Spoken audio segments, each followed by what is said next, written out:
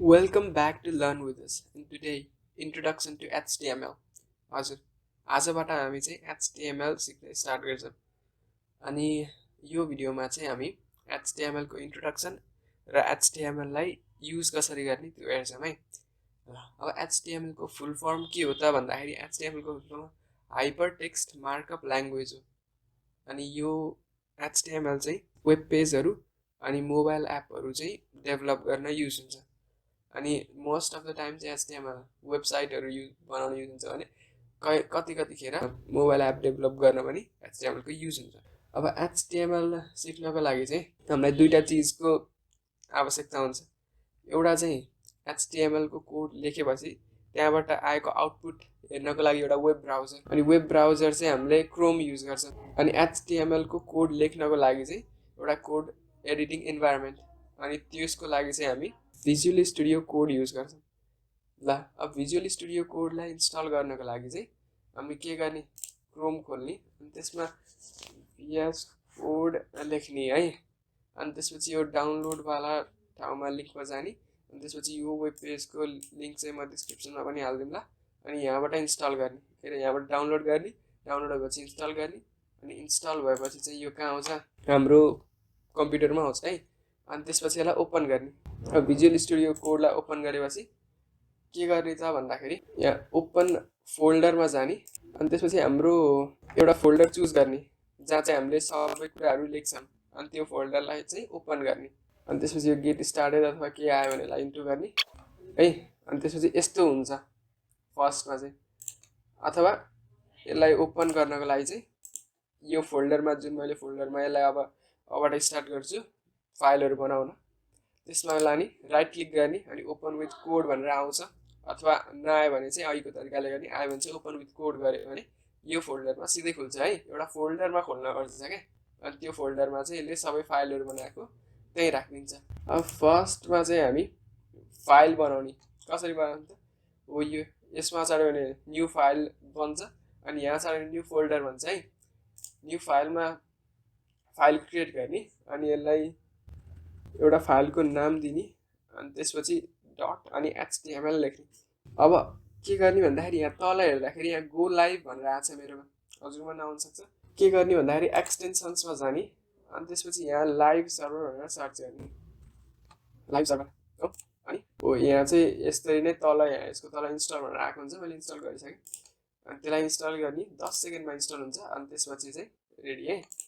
ल अब चाहिँ अनि अर्को कुरा, एउटा सेटिङ चाहिँ म चेन्ज गर्न आउँछु, यो अटो सेभलाई चाहिँ अन गर्ने है, किनभने यसले कन्ट्रोल एस गर्न पर्दैन, अटो सेभलाई अन गर्ने। सेटिङमा जाने र जुम भनेर सर्च गर्दाखेरि यहाँ माउस व्हिल जुम भनेर आएको हुन्छ, अनि त्यसलाई टिक लाउने है।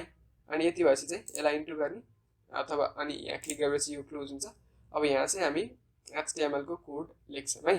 अब त्यो टिक लगाएकोले चाहिँ के गर्छ भन्दाखेरि कन्ट्रोल हचाडेर किबोर्डमा माउसको व्हिल घुमायो भने यसले जुम गरिदिन्छ कि, जुम इन र जुम आउट गर्न सजिलो हुन्छ यसरी। ल अब भिजुअल स्टुडियो कोड चाहिँ युज गर्नको के कारण हो भन्दाखेरि भिजुअल स्टुडियो कोड भनेको एउटा राम्रो खालको कोड एडिटर हो। यसमा चाहिँ स्निपेटहरू हुन्छ क्या, जस्तै कि HTML को लागि हेड गऱ्यो भने अनि यति यति यति मात्रै गरेपछि अनि यसले इन्टर गरेपछि यसले आफै गाडिदिन्छ कि, यसरी नोटप्याडमा पनि गर्न मिल्छ, तर नोटप्याडले यस्तो फिचरहरू दिँदैन हो, त्यही भएर हामीले भिजुअल स्टुडियो कोड युज गर्छौँ। अनि यो गो लाइभवालाको कुरा चाहिँ के हो भन्दाखेरि यसमा क्लिक गरेपछि यसले के गरिदिन्छ, यो हाम्रो HTML को कोडको आउटपुटलाई चाहिँ यो वेब पेज खोलेर राखिदिन्छ, अनि त्यसमा चाहिँ लाइभ रिलोडिङ हुन्छ। ल अब यति भएपछि के गर्ने त भन्दाखेरि यो एक्सक्लामेसन मार्कको साइन राख्ने, अनि यसरी यसले एउटा एमिट भन्ने हुन्छ, अनि यो भनेको पहिल्यै भएको कोडहरू हो क्या, सर्टकट गरेपछि एउटा कोड हालिदिन्छ यसले आफै, अनि यसलाई इन्टर गर्ने, अनि यति धेरै आउँछ। अब यो के होइन, यस्तो डराउने होइन है। ल फर्स्टमा अहिले चाहिँ हामी यिनीहरू के हो भनेर हेर्दैनौँ, अहिले चाहिँ हामीले यसले काम गरेछ कि गरेछैन त्यति हेर्छौँ है। त्यसको लागि यति लेख्छौँ, अनि त्यसपछि यो अटो सेभ अन गरेर चाहिँ हामीले कन्ट्रोल एस गर्न पऱ्यो, नत्र यसलाई सेभ गरेर राख्नुपर्छ है। केही चेन्ज गरेपछि सेभ गर्नुपर्छ।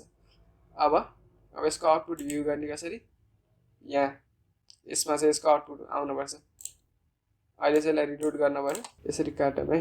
अनि त्यसपछि यहाँ चाहिँ लाइभ अपडेट हुन्छ क्या, अघि फर्स्टमा चाहिँ रिलोड गर्नुपर्छ एकपल्ट। ल अब यो के हो, यो कोडको काम के हो, यो चाहिँ नेक्स्ट भिडियोमा हामी डिस्कस गर्छौँ।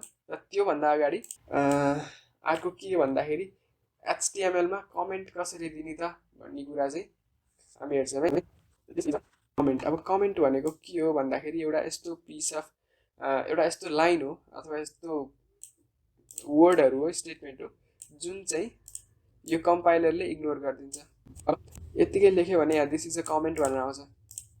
तर अब यसलाई कमेन्ट गर्नको लागि चाहिँ के गर्ने भन्दाखेरि कन्ट्रोल अचार्ने अनि स्ल्यास अचार्ने, अनि यसले चाहिँ सर्टकटको कमेन्ट गर्नको लागि यसले चाहिँ कमेन्ट गरिदिन्छ। अथवा फेरि कन्ट्रोल स्ल्यास गऱ्यो भने अनकमेन्ट हुन्छ। अथवा कमेन्ट गर्नको लागि यति लेख्ने आफ्नो किबोर्डबाटै, अनि त्यसपछि यो कमेन्ट हुन्छ। अब कमेन्ट भएपछि के हुन्छ, यो यहाँ आउटपुटमा आउँदैन। ल आजको भिडियोमा चाहिँ यति नै हो। अनि HTML को बारेमा सबै कुरा आउँदै गर्छ यही सिरिजमा।